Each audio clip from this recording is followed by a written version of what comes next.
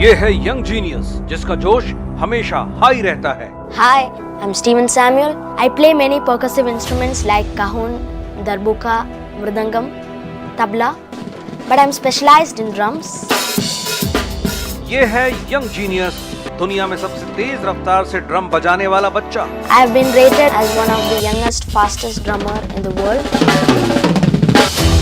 ये है young genius जो 14 साल की उम्र में संगीत की दुनिया पर छा गया।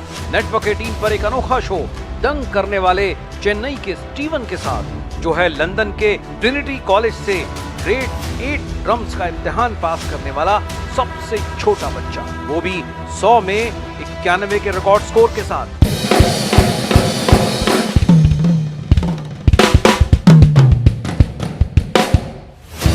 जिसने 12 साल की उम्र में बनाया 3 बच्चों का बैंड सुपर किड्स, जो एक नामी म्यूजिक कंपनी का सबसे छोटी उम्र का ब्रांड एम्बेसडर है। आपने इन सारे इंस्ट्रूमेंट्स में से ड्रम्स को क्यों चुना?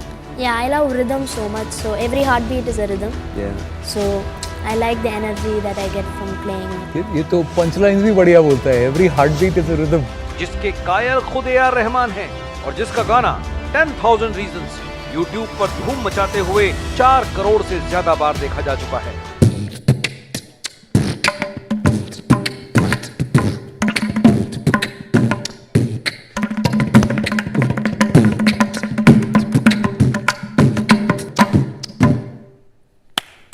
Yeah, baby.